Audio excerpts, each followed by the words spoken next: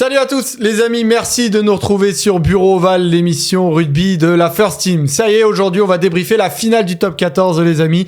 Et on pense que peu de Bordelot-Bègles vont nous rejoindre aujourd'hui parce qu'on imagine que ce matin ou ce soir, pour certains qui nous regardent en replay ou qui nous écoutent en podcast, eh bien c'est une journée difficile et en tout cas les Toulousains, eux non plus, ne sont pas vraiment réveillés ce matin parce qu'ils ont fait la fête toute la nuit, parce qu'ils ont chopé encore un Brennus et franchement, c'est assez impressionnant ce qu'ils font. Donc aujourd'hui, on va en parler les amis. Et sur le plateau, je retrouve bien évidemment mon Lulu. Comment ça va mon Lucien ?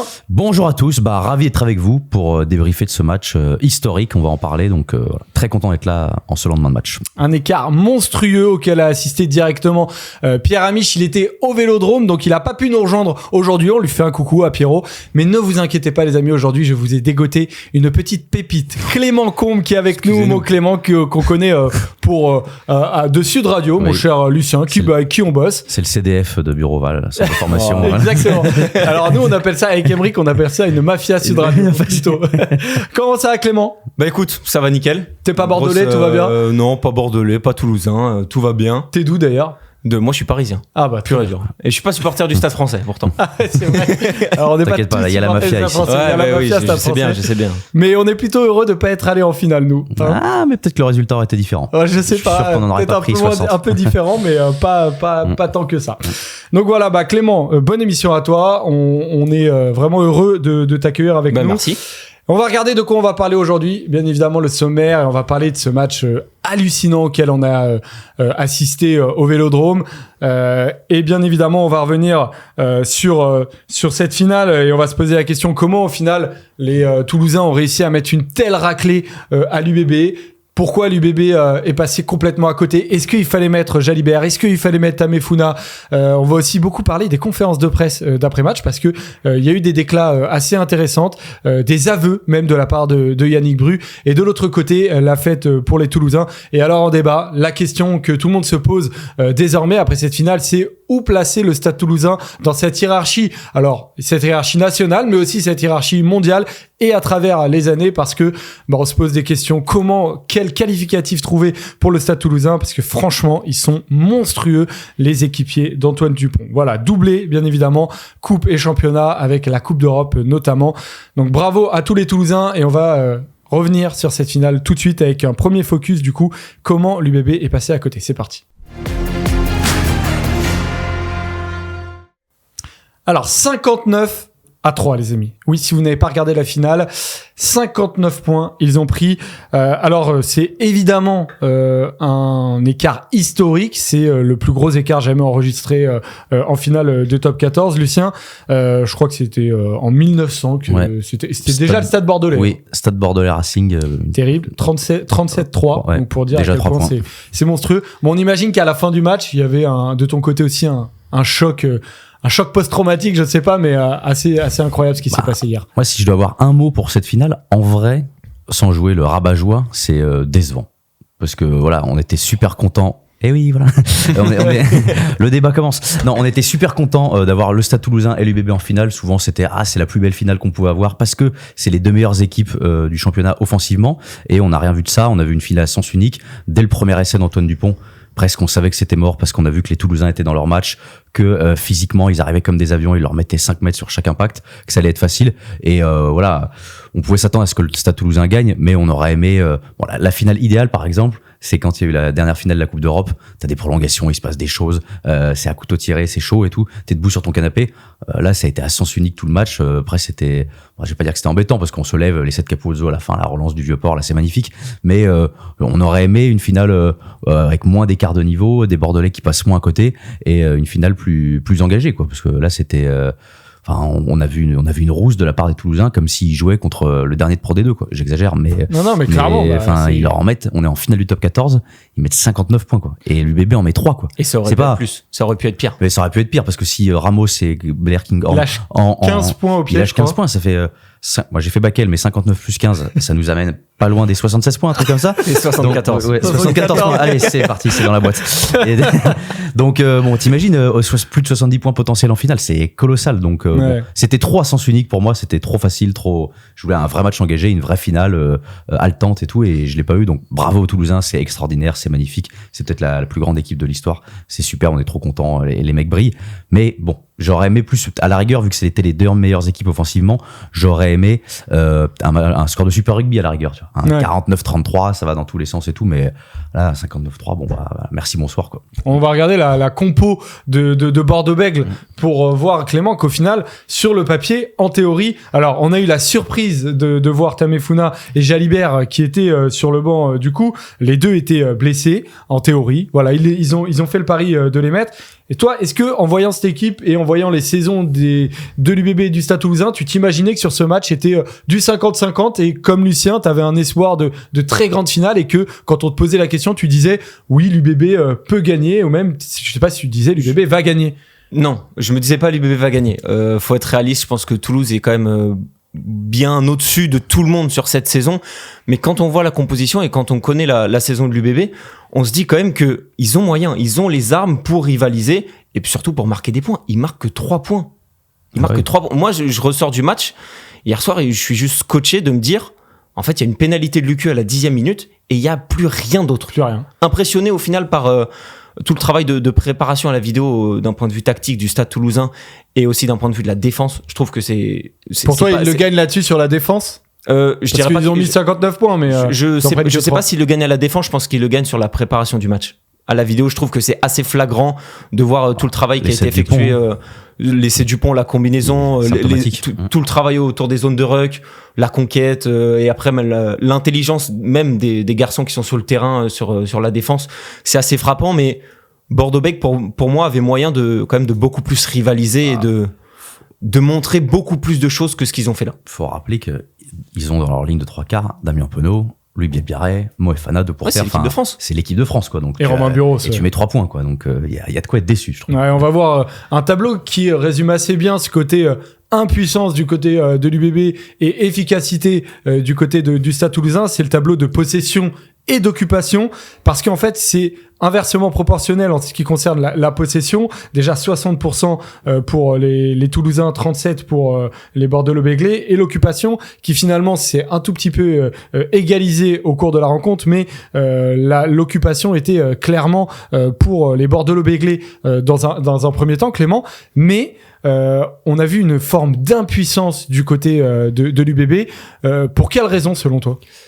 Déjà parce que pour moi, si les gens qui ont l'occasion de re-regarder le match, regardez les premières séquences de chaque mi-temps. Elles durent à peu près 1 minute 30 et elles sont symptomatiques et elles expliquent comment Toulouse a maîtrisé d'une main de maître, hein, clairement, stratégiquement l'Union Bordeaux-Bègles. C'est sur le coup d'envoi, il y a une séquence d'une 30 au début du match qui est conclue par une inversion de pression par Thomas Ramos qui au final, il y a une touche sur la ligne médiane, on revient au point de départ.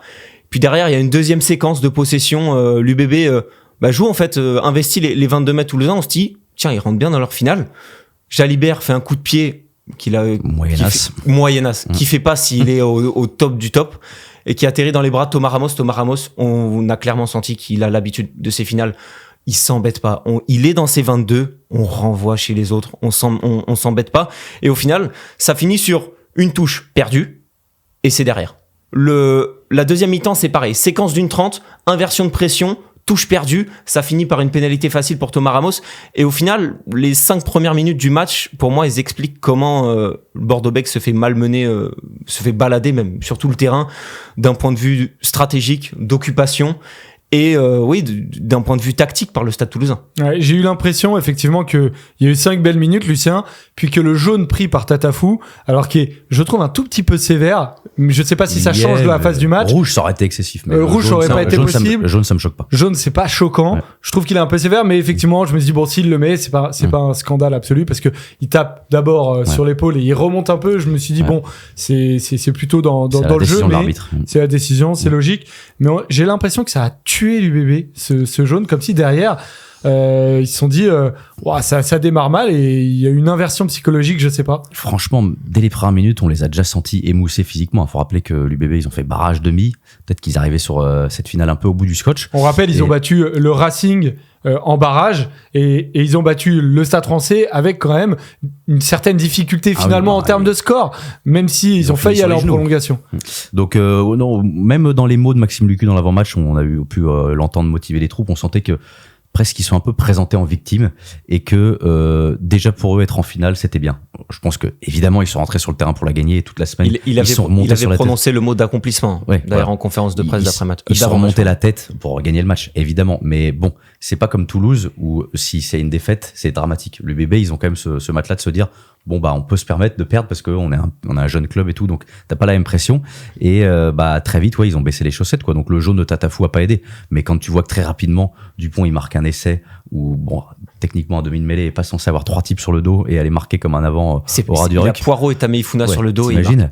Donc en fait très vite je pense que l'UBB a compris que ça allait être très compliqué. Le jaune a enfoncé encore plus la tête sous l'eau, mais il y a De Porter qui s'est bien battu, qui a essayé d'haranguer tout le monde, mais bon. Ouais, d'ailleurs, il avait un micro pendant la finale, Nicolas De Porter, et on l'a entendu pendant la finale essayer d'haranguer. Voilà ce qu'il a dit, notamment Nicolas De Porter, le centre de l'UBB. Je vais vous dire ce qui va pas, les gars. On a peur, on se chie dessus, donc on fait des fautes, on prend des essais. C'est quoi notre ADN là? On sentait effectivement que l'UBB ne jouait pas son rugby. Et Maxime Lucu, à la mi-temps, il y avait déjà 22-3. Lui aussi, il passe un coup de gueule, et on le sent quand même remonté, leader mais remonté.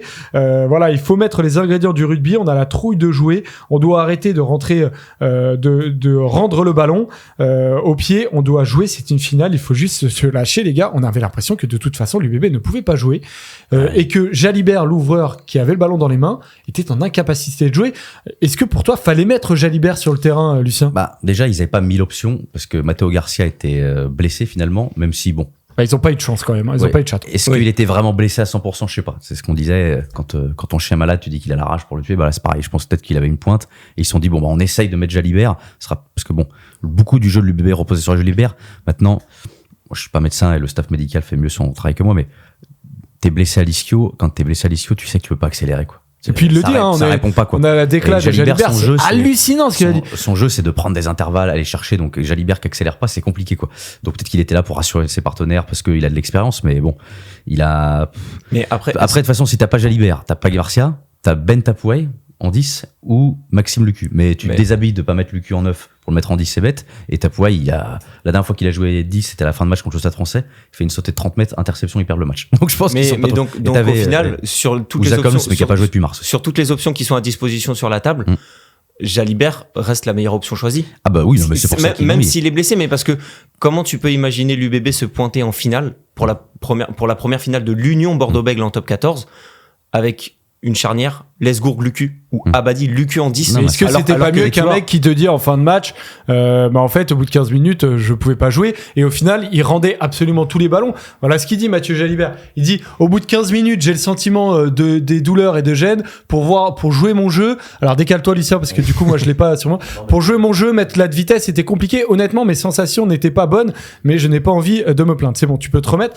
Mais moi je trouve ça lunaire. Je pense quand même que l'UBB pouvait jouer un meilleur rugby qu'avec un mec qui direct se rend compte, et en plus dans son body language il était incapable de jouer. Il y a un problème de jeu sur, notamment je pense sur tout le début de la seconde mi-temps où il récupère un petit peu la possession. On sent que il y a une espèce de réveil quand même, de pseudo révolte, mais sur tous les lancements en première main qu'ils ont, ils vont trop vite au large. Ça joue trop à plat, ça fixe pas assez la défense, et au final Toulouse qu'on a vu avoir une défense vraiment hyper agressive, ils ont fait super mal.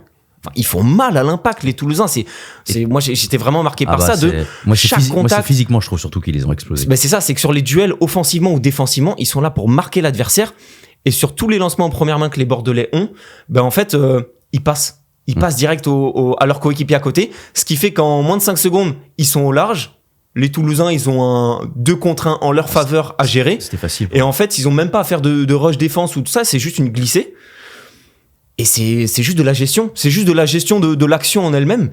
Et il y avait rien de bien compliqué pour le Stade Toulousain finalement en défense sur le scénario du match. Et tu vois, pour revenir sur les blessés, c'est aussi là la différence entre un club comme l'UBB, qui avait besoin de Jalibert et qui l'ont mis coûte que coûte, et Toulouse qui a Lebel qui est à moitié blessé, mais dans le doute, il remplace par Capuozzo. Enfin, l'effectif est même pas le même, quoi. Sur les choix du Gomola, je pense notamment par rapport à la demi-finale, parce qu'on sait que ça fait plusieurs saisons que entre la saison régulière et les phases finales, ils font des choix. Je pense que par exemple cette saison, Castro Ferreira, il aurait dû jouer. Je suis pas du tout dans le groupe, mais bien sûr. Mais cette année, je pense que clairement, à la fin du stage à Faro, il y a une décision qui est prise, qui est très dure pour le staff toulousain et pour le joueur, mais de dire, écoute, bah tu seras pas concerné dans le groupe.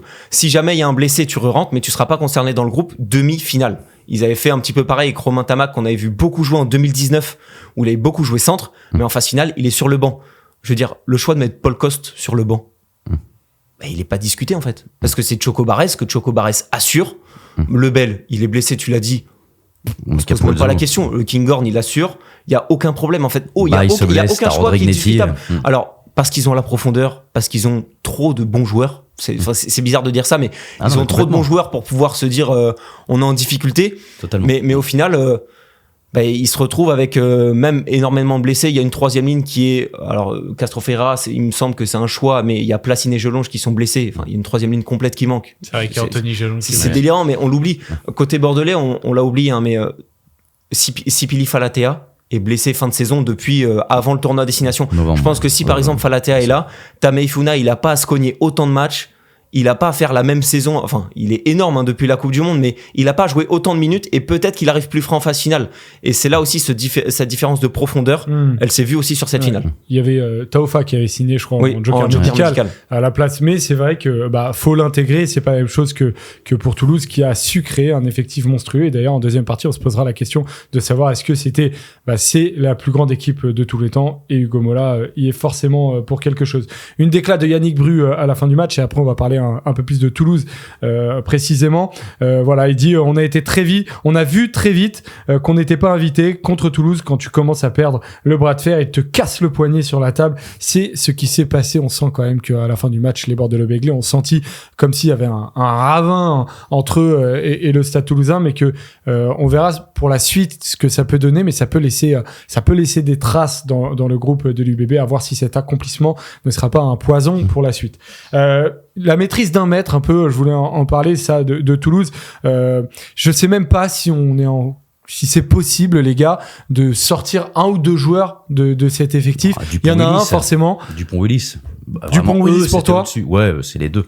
À égalité. Après, tout le monde a été très bon, forcément. Quand t'en mets 59, tu jettes la balle en l'air, il y a essai. Donc tout le monde est très bon. Mais Dupont-Willis, là, il y avait 21 êtres humains autour d'eux, et eux c'était deux extraterrestres, quoi. Mais vraiment, ils étaient complètement au-dessus. Mais parce que tu nommes les deux, mais c'est vraiment un duo sur la finale. D'un point de vue tactique, sur la faiblesse autour des zones de ruck, personnellement, et je pense que les gens qui ont suivi l'UBB, c'est déjà une faiblesse qui avait pu être aperçue. Je pense au match contre le Stade Français en fin de saison, quand il joue à Jean-Bouin. Rory Cocotte, il met un essai en bord de ruck, et c'est vraiment à la fin d'une longue séquence où juste ils sont pas assez replacés, et soit il y a une trop faible présence, soit il y a une absence.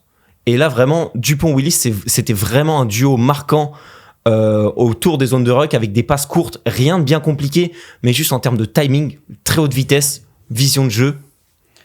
Puis après, Willis, on le savait, bon défenseur, mais là, il est devenu très très bon attaquant. Willis, il finit avec des stats de 3/4. Ouais. Ah bah oui, il perd dans tous les sens. 70 mètres parcourus, ballon en main, 6 défenseurs battus. C'est hallucinant comme prestation. Il pourrait jouer centre, ce mec. Il pourrait jouer partout. Vraiment, il pourrait jouer partout. Ah non, vraiment. Et je pense que l'Angleterre va le rappeler. Là, ils vont arrêter leur règle de pas sélectionner les mecs à l'étranger, parce que lui, c'est un game changer, quoi. Très bel accent. Continuer, moi, ça me à la rigueur, oui. Ça me ne leur soufflons pas l'idée, mais franchement, Dupont-Willis, rien à dire dessus. Movaka aussi, impressionnant. Lui aussi, il pourrait jouer centre aussi. T'avais une stat incroyable sur Movaka. Movaka. Tu nous en as parlé juste avant l'émission. Monsieur Stat. Parce que Movaka, on a beaucoup eu la sensation d'avoir un Stade Toulousain plus frais que l'Union Bordeaux-Bègles sur cette finale. Peato Movaka, c'est son 33e match cette saison, ce qui est astronomique, mais il a joué plus de matchs avec l'équipe de France qu'en top 14. Il est quand même in shape, le mec, pour être capable de jouer plus de matchs internationaux que nationaux. Hugo Mola a très très bien géré son groupe tout au long de la saison, quoi. Parce que les mecs arrivent en finale frais, quoi. Mais justement là-dessus, Guillaume Cramont, il joue quasiment autant de matchs réunis que Marchand et Movaka en championnat. Mais il joue jamais les gros matchs. Mais il joue jamais les grands matchs. Parce qu'il y a une forme de logique, mais Marchand-Movaca, enfin, c'est 1 et 2, 2 et 1, c'est indiscutable. Ouais. Mais ce que je veux dire, c'est que par cette profondeur, ils ont aussi la capacité de faire jouer 20 matchs à un jeune qu'ils ont développé. Cramon, c'est un des seuls joueurs du Stade Toulousain cette saison qui joue plus de 1000 minutes en championnat. Et pourtant, en fait, juste, il a assuré. Et derrière, en phase finale, tu fais rentrer les gros qui ont été avec l'équipe de France et la Coupe du Monde. Et au final, il y a aucun souci. Fait, ouais. Il y a une forme de rugby total qui est aujourd'hui développée par le Stade Toulousain. Je sais même pas quelle est sur cette finale. Ils ont presque plus de faiblesse, quoi. Enfin, c'est fini. C'était extraordinaire ce qu'on a vu hier globalement. Autant des faiblesses, on aurait pu les voir. Enfin, on les a vus entre guillemets en demi-finale. Parce qu'en demi-finale, je me souviens, on avait dit ouais, ils sont pas très bons sur les zones de ruck. Ouais, ils ont pris des mauls. Mais hier, quand tu mets 59-3. Il n'y a pas de faiblesse en fait. Tout va bien, tout roule, tout va dans le bon sens. Et les quelques petites erreurs que tu fais sont pas punies. Oui, ils sont même pas. Sur un coup de pied contré Dupont-Part vers un Taillefer, un dégagement qui finit en ballon mort. Donc non. Il y a vraiment des micro-erreurs qui sont pas punies. Ils ont fait le match parfait. Ils ont fait le match parfait. Ils ont un essai refusé aussi. Ouais, donc il aurait peut-être pu avoir 80 points. Non, mais c'est hallucinant. Avec tous les coups de pirate. L'efficacité est absolument monstrueuse. Voilà pour le débrief de cette finale. On va continuer à en parler bien évidemment et on va passer au débat et on va se poser cette question qu'on a tous sur les lèvres ce matin. Est-ce que Toulouse, oui ou non, est la meilleure équipe de tous les temps? C'est parti. Alors effectivement, à la fin du match, on se posait cette question et comme je vous le disais en début d'émission, Pierre Amiche, du coup Pierrot, qui habituellement est là avec nous en plateau, il était au Vélodrome. On va l'écouter, Pierrot, parce que justement cette question brûlait les lèvres partout au Vélodrome hier. On l'écoute. Voilà, il est 1h45 du matin, je sors à peine du stade Vélodrome où comme beaucoup, je sors assommé par la performance majuscule du Stade Toulousain et une déferlante rouge et noire qui a tout emporté sur son passage. À tel point qu'en conférence de presse, la question est rapidement arrivée et a été posée à Hugo Mola. Est-ce que cette équipe du Stade Toulousain est la meilleure de l'histoire, la meilleure génération et la meilleure tout court? Et la réponse du technicien est assez claire. Non, pas pour l'instant, mais ils ont tout pour le devenir. Une façon peut-être de motiver ces joueurs pour les échéances futures. Mais la question est forcément légitime parce que jamais le Stade Toulousain n'a semblé aussi fort. C'est le 2e doublé pour cette génération. C'est déjà leur 5e ou 6e titre. Je vous avoue que je suis un peu fatigué, vous ferez les comptes en plateau.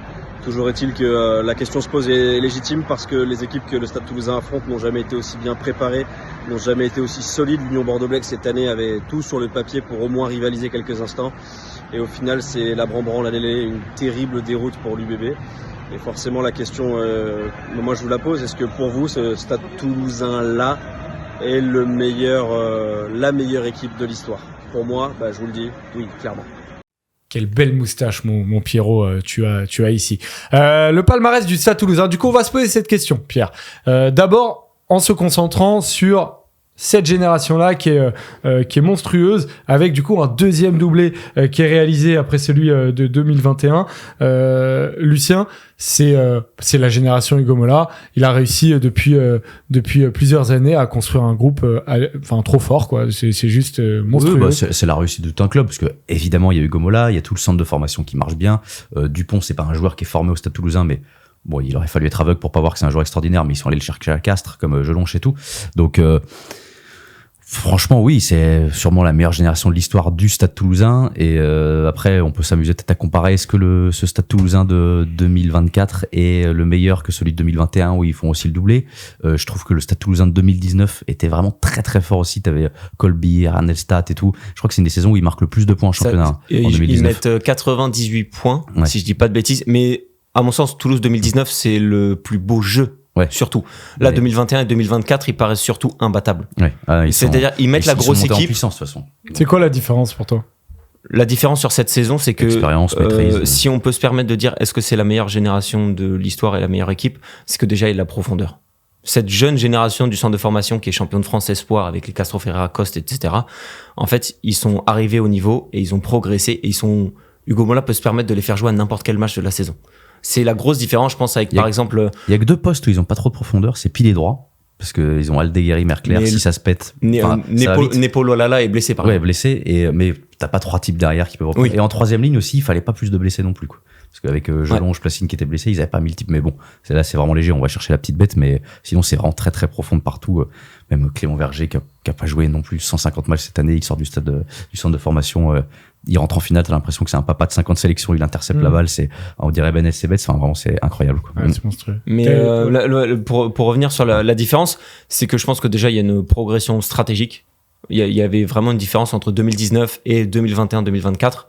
Je pense que on peut se rapprocher de 2024 parce que sur la notion vraiment de domination tactique et de pragmatisme, on est vraiment au-dessus du lot côté Stade Toulousain, alors que 2019 c'était vraiment, ça relançait des 22 mètres et tout, c'était n'importe quoi. Ils font des records de points à tous les matchs. Je pense que c'est une des plus belles saisons à voir jouer en termes de jeu développé. Mais oui, enfin, c'est compliqué. Je pense qu'il faudrait comparer avec d'autres équipes. Je pense au Toulouse des années 90. En fait, en termes de palmarès, on vient de le voir. Ils font mieux en termes de nombre de trophées que le Toulouse des années 90, même s'il y a un quadruplé en championnat et tout ça, c'était peut-être pas le même niveau, pas la même densité de championnat. Et une Coupe d'Europe. Le Toulouse des années 2010, je sais pas à partir de quand on peut commencer, mais en gros, il y a 2008, 2010, 2011. C'est ça, 2012. Et ils font de 2012. En fait, ils font 3 championnats, une Coupe d'Europe. La fin de l'ère Novès, un peu. Enfin, 3 championnats, une Coupe d'Europe, mais après, il y a aussi 2003, 2005, donc voilà, il y a peut-être ces 3 ou 4 titres européens à aller chercher, mais en fait, ils sont déjà là. Ils sont déjà là, voire au-dessus. Et donc, c'est pour ça que oui, on peut se permettre de dire que le Stade Toulousain a déjà sa meilleure génération de l'histoire. Maintenant, moi, j'ai une réserve, c'est que c'est en cours. Ça peut aller encore tellement plus loin. On se dit, c'est à chaud, mais on se dit 59-3, qui va aller chercher ces mecs-là? Macron. Il va dissoudre le Stade Toulousain. Avec le 59-3. Non, mais c'est vrai, t'as raison, c'est en cours, mais déjà, on peut déjà comparer dans le club, effectivement, où on a l'impression que les anciens disent oui, effectivement, aujourd'hui, ils sont meilleurs que nous. Qui est énorme. Alors, après, il y a Hugo Mola qui dit non, pas vraiment, mais on sent qu'il veut les garder sous pression. Mais après, il y a en France, c'était à comparer, j'ai vu les Toulonnais qui disaient nous, en gros, Toulon 2014, notamment, où ils étaient monstrueux sur le plan européen, forts en France. Mais moi, j'avais l'impression qu'ils étaient très forts devant, mais peut-être un tout petit peu moins fort que ce Stade Toulousain derrière. Je sais pas, mais on rappelle, c'est la génération Guito, la génération Wilkinson. Pour moi, il y a monstrueux. Une équipe qui a fait mieux dans l'histoire. C'est le Grand Béziers des années 70. Voilà. 10 titres de champion de France entre 1971 et 1984. Mais non, mais tu rigoles, mais t'as raison. Mais il n'y avait pas la Coupe d'Europe pour. Non, mais le rugby, à cette époque-là, c'était Jurassic Park. Donc, oui. Ouais. Après, ils étaient tous dans le Jurassic Park. Donc, à la limite. Oui, non, mais bon.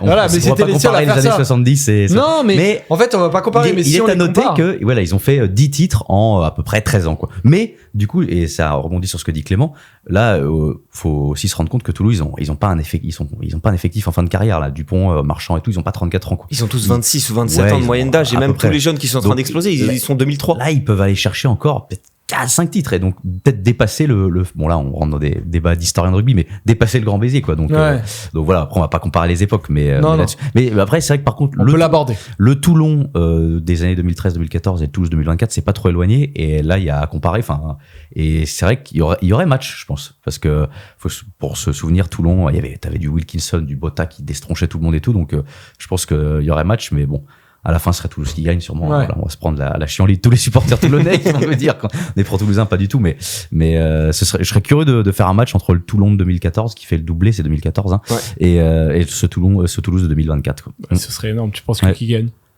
Et j'en sais rien parce que je suis retombé sur la compo de Toulon, c'était contre les Saracens en 2014. Colossal. C'est délirant. Ouais. C'est délirant. C'est-à-dire que tous les mecs que tu pouvais avoir en poster dans ta chambre quand t'es petit, ils sont sur le terrain. Mais ce Toulon-là, non, parce que là, ils ont fait un tour de force hier, Toulouse. Ils en mettent pas 59 en finale, quoi. Non, mais c'est une autre ère. C'est une autre ère parce que c'est une autre ère dans le championnat de France parce que c'est une ère où t'as un champion de France différent chaque année. Ouais.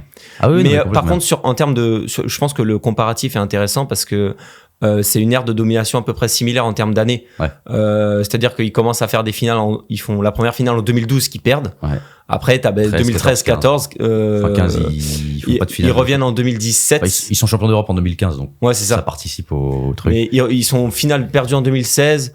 En 2017, ils sont de nouveau en finale. Ouais. Donc, il y a énormément de finales. Il y a moins de trophées. Par contre, il y a un triplé européen que ça, Toulouse n'a pas encore fait. Alors, j'ai la compo sous les yeux de cette finale, justement, Toulon contre les Saracens. Kyoki, Burden, Heyman. Heyman, à ce moment-là, c'est un monstre.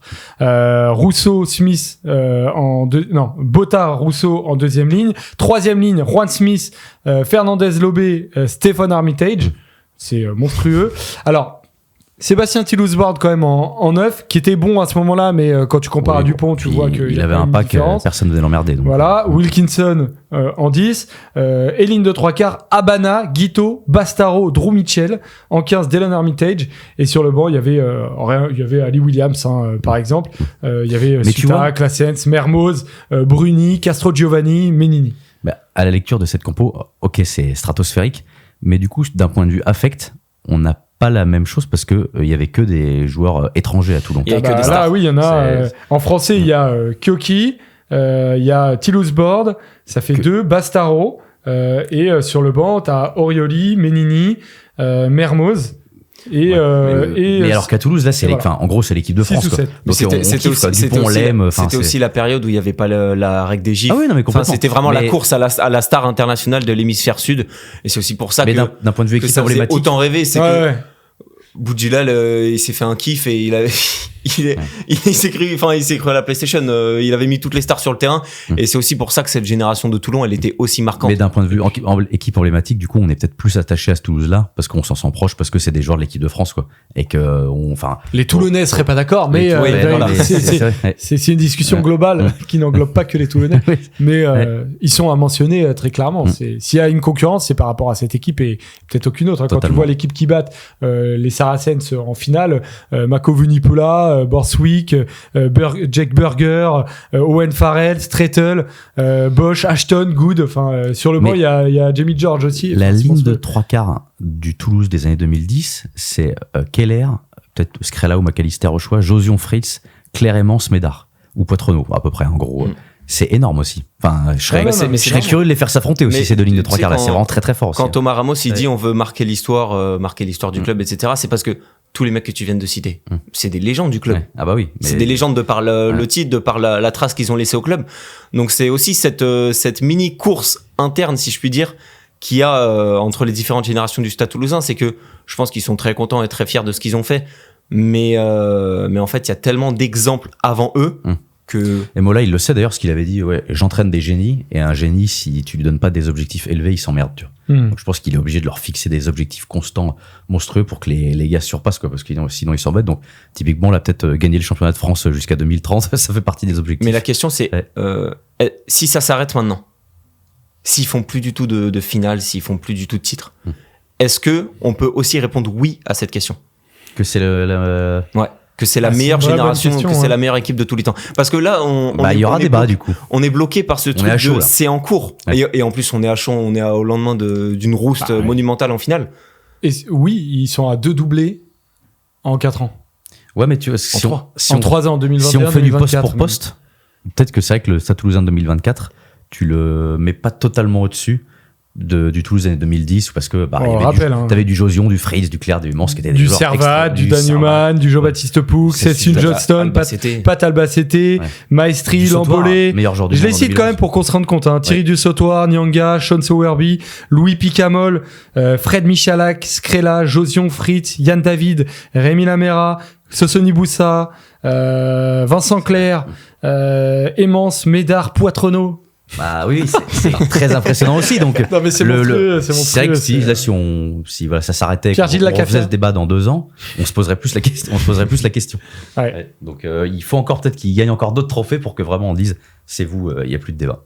Et après, pour être un peu plus dans le rugby moderne, c'est dur de faire rugby moderne et à travers les âges, mais il y a aussi du coup dans le rugby moderne des équipes étrangères qui ont été marquantes. Je pense sur le Pro 14, il y a le Leinster qui fait en Pro 14 2018, 2019, 2021 et qui gagne la Champions Cup en 2018. C'est peut-être un peu moins impressionnant, mais ça a nourri aussi toute une sélection. C'est vrai. Dans le Super Rugby, il y a les Crusaders qui ont été monstrueux sur le plan national, mais là aussi c'est compliqué de comparer étant donné que ils font pas C'est pas partie le de même la Coupe d'Europe. championnat. Il y a pas, ils ont pas l'équivalent de la Coupe d'Europe. C'est 7 ou 8 Super Rugby de suite. Les Crusaders. 2017, 2018, 2019, 2021, Mais c'est pas comparable.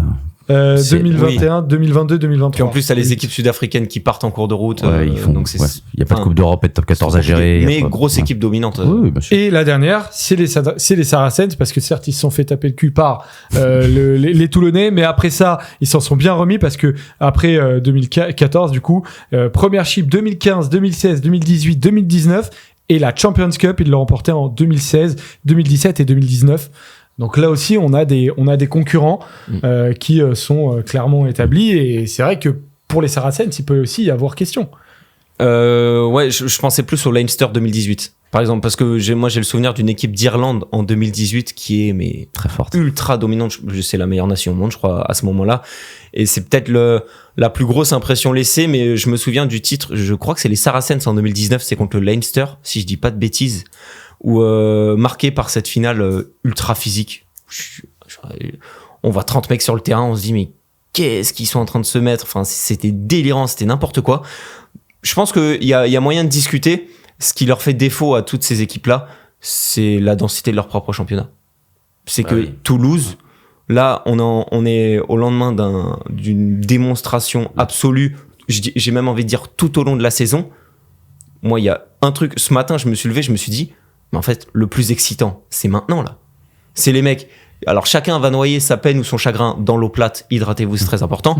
Mais là, c'est le plus intéressant. Il y a 3 semaines de vacances pour tout le monde. Certains vont faire les jeux, certains vont partir je sais pas où. Mais après, la question, c'est qui va aller chercher ces mecs-là? Et là, la saison prochaine, en championnat... Yes pourquoi pas, mais... vous mettez qui, d'ailleurs? T'as 13 clubs.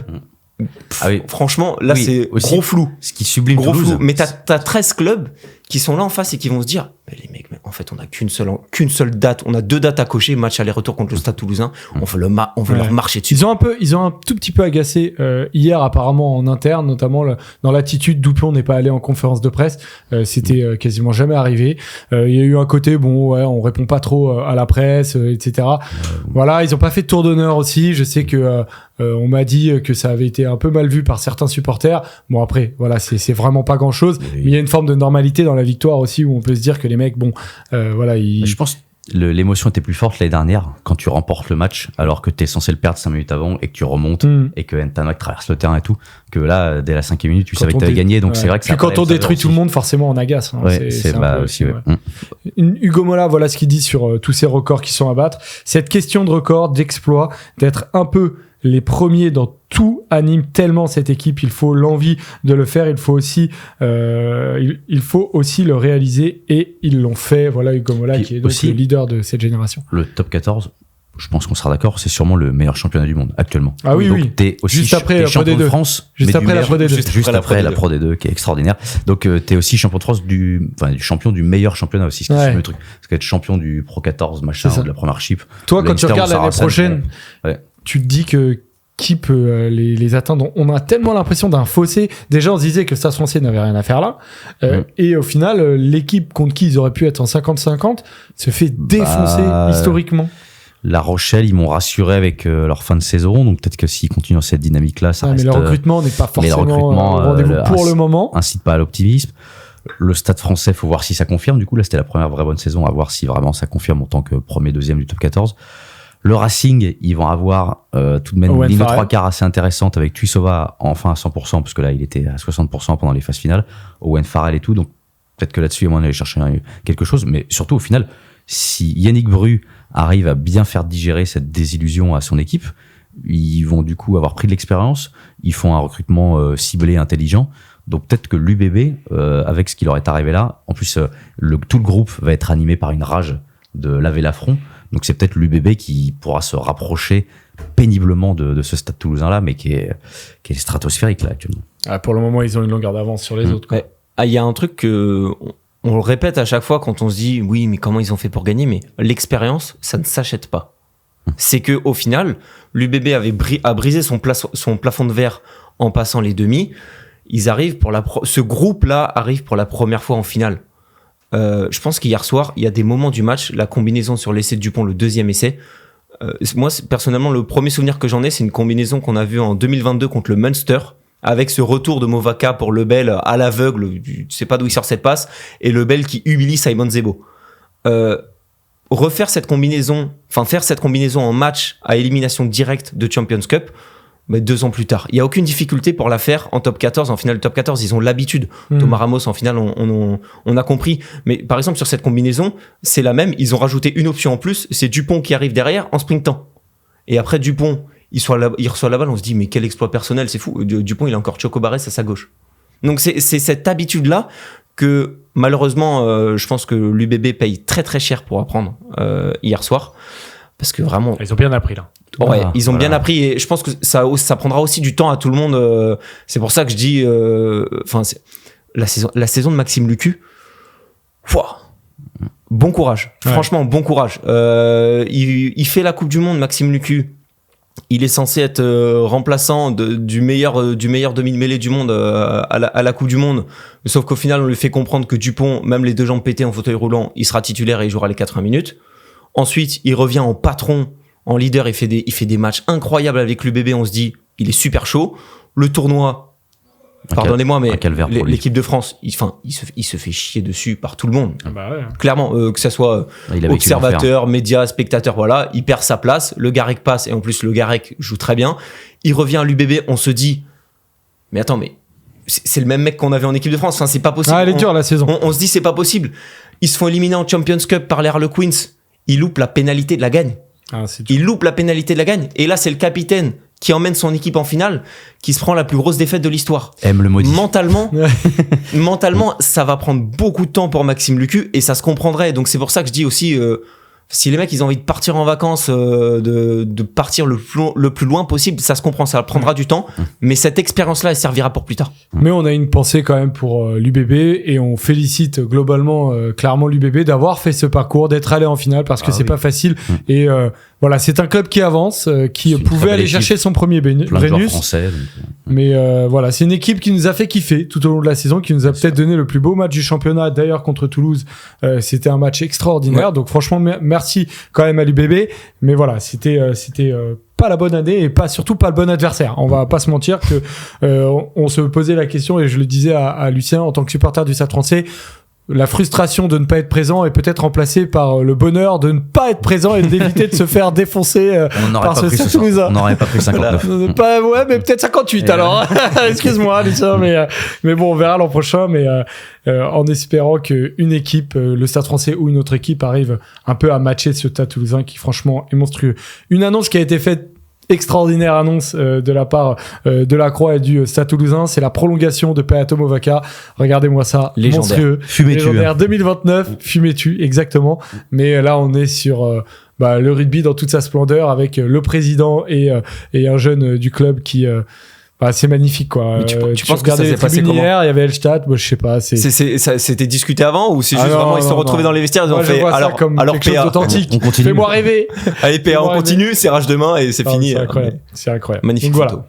Et donc effectivement, la génération qui continue à rester au club et financièrement, on imagine que c'est pas forcément compliqué, que c'est pas forcément facile de conserver tous ces joueurs-là, mais bon, apparemment, ils ne proposent pas les contrats n'importe comment. Ce club a été dans une grande difficulté, on le rappelle, il y a un peu plus de 5 ans, et j'imagine que la gestion aujourd'hui des comptes est faite en collaboration avec les joueurs qui acceptent de pas être non plus surpayés, mais voilà, ça donne ces images magnifiques du Brennus qui est soulevé par cette génération. Voilà les amis pour le débrief de cette finale. Désormais, les finalistes vont aller en vacances et d'autres joueurs de l'équipe de France vont se diriger en tournée. On rappelle cette tournée d'été du 15 de France, voilà les 3 matchs qui seront à jouer. Donc en Argentine, c'est le 6 juillet et le 13 juillet. Et entre les deux, on aura le 10 juillet. Du coup, on imagine qu'il y aura équipe type sur les matchs le premier match, évidemment. Une équipe bis contre l'Uruguay parce que on peut pas jouer mettre la même équipe à 4 jours d'intervalle et une équipe un peu mixte en fonction des 2 premiers matchs et des joueurs qui n'auront pas joué le 13 juillet. Et du coup, nous, on se retrouvera en débrief le mardi 16 juillet. Ce sera à 14h. Ce sera ici en plateau. Lucien sera présent. Yes, évidemment. Voilà, on retrouvera Pierrot, bien évidemment. Et du coup, voilà, les amis, on espère que vous nous écoutez en podcast aussi. On le rappelle que c'est possible de nous écouter en podcast. Donc, véritablement, on vous remercie tous et on se retrouve donc pour le débrief de cette tournée qui nous excite quand même, les gars. Carrément, elle va être, voir des nouvelles têtes. Je sais pas ce que t'attends. Voir des nouveaux joueurs. Ouais. Voir les joueurs qu'on connaît bien en top 14 qui brillent, les voir sous l'équipe de France. Taper les Argentins, enfin voilà, il y a de quoi faire. Il y a toujours des choses à apprendre de ces tournées. Pour les joueurs, pour le staff, pour les supporters, tout. Il y a toujours des trucs à voir. Merci Clément d'avoir été avec nous. Bah, merci à vous. Voilà, C'était très bien. Avec mes deux complices qui vont se retrouver dans un baptême aussi apparemment, qui sont habillés alors en blanc, petite chemise et écoute, un bleu final, bleu faut baptême. savoir s'habiller. Moi je suis habillé entièrement de l'UBB mais voilà, si vous êtes mieux, vous êtes mieux. Merci Antoine et merci à Léo bien évidemment en régie comme d'habitude, les deux chefs d'orchestre de cette émission. Et puis du coup on se retrouve très vite pour le débrief de la tournée des Bleus. Ciao ciao et bravo au Stade Toulousain. Ciao ciao.